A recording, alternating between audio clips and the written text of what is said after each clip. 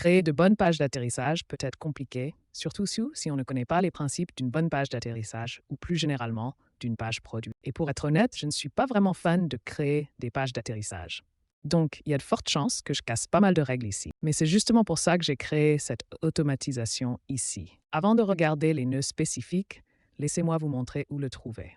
Et il est disponible soit dans mon dépôt GitHub nRethen Templates, dans le dossier Landing Page Analyzer, mais tu peux aussi le trouver dans ma communauté School gratuite, sous YouTube Resource. Alors, examinons le flux de travail en commençant simplement par un déclencheur de formulaire où l'on capture l'URL et aussi l'adresse email.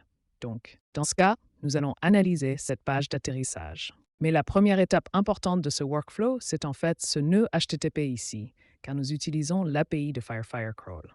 Et au fait, si tu fais du web scrapping, je te recommande vivement Firecrawl, car cette API est très fiable et tu peux vraiment extraire plein de choses différentes comme le Markdown, les liens HTML internes et externes, et vous pouvez faire une capture d'écran, et il est même possible d'extraire d'une page un objet de marque pour connaître précisément les couleurs, les polices, etc.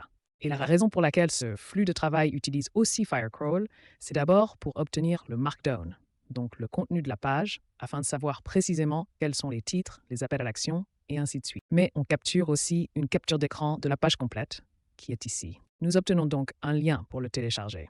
Et grâce à la capture d'écran, nous pouvons aussi fournir plus d'informations au grand modèle de langage, ce qui améliore les recommandations. Et une fois que nous avons les données, nous récupérons les métadonnées comme la page, le titre, le contenu, la langue, la description et bien sûr le lien vers la capture d'écran. Et ensuite, on transmet ces données à ce nœud précis ici où on utilise l'API d'OpenAI.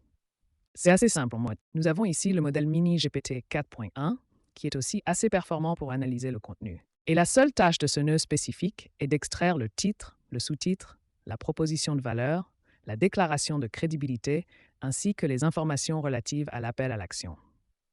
Et pour toujours obtenir cette structure spécifique, nous utilisons aussi un analyseur de sortie structuré où ces paires clés-valeurs sont définies. Donc le titre principal, le sous-titre, la proposition de valeur, la preuve de crédibilité, le texte d'appel à l'action, et aussi, si quelque chose se trouve sous l'appel à l'action, on le capture aussi. L'étape suivante consiste donc à prendre ce contenu spécifique renvoyé par l'analyse de la page. Ensuite, nous transmettons cela à un grand modèle de langage, ici Gemini 2.5 Pro, car il peut aussi analyser des images, ce qui signifie que nous avons un prompt spécifique où l'on passe la sortie du nœud précédent.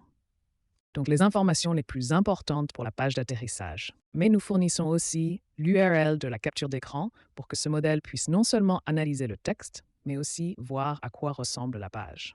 Et d'ailleurs, comme je l'ai dit au début, je ne suis pas un expert en création de pages d'atterrissage, mais c'est justement pour ça que j'ai ce prompt spécifique ici. J'ai regardé quelques vidéos YouTube de personnes qui savent apparemment structurer et créer des pages d'atterrissage. Ensuite, j'ai extrait la transcription, les résumés et créé un prompt à partir de ça, qui veut dire que ces recommandations sont en quelque sorte prouvées. Et pour finir, on récupère le résultat de l'analyse d'image, qui est brut, comme ceci. Mais pour pouvoir aussi créer un email facilement compréhensible et bien structuré, nous prenons le contenu du nœud image analysé et en faisons un document HTML pour pouvoir transmettre quelque chose qui est déjà mis en forme au nœud Gmail. Et à la dernière étape, c'est assez simple. Nous téléchargeons l'image car nous voulons aussi la joindre. Dans ce cas, on voit qu'il s'agit d'une page de destination complète. Puis ces données sont envoyées au nœud Gmail. Nous avons ici le champ pièce jointe et l'adresse email saisie dans le formulaire. Le type d'email est HTML. Nous avons converti la réponse du grand modèle de langage en HTML brut. Et bien sûr, nous avons l'objet qui est assez simple. Analyse de page d'atterrissage pour la page spécifique saisie dans le formulaire. Et dans cet exemple précis, le résultat ressemblait à ça.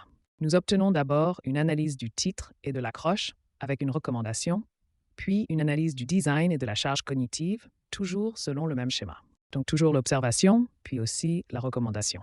Le troisième chapitre comprend une offre et aussi une analyse de confiance. Et le dernier chapitre comprend un résumé ainsi qu'un plan d'action avec les 3 principales recommandations pour améliorer le taux de conversion de la page concernée. Voilà, c'est tout pour cette vidéo. Comme vous l'avez vu, c'est assez simple. Si vous avez des questions, n'hésitez pas à les poser en commentaire. Et bien sûr, n'hésitez pas à télécharger le workflow sur GitHub ou dans ma communauté School gratuite.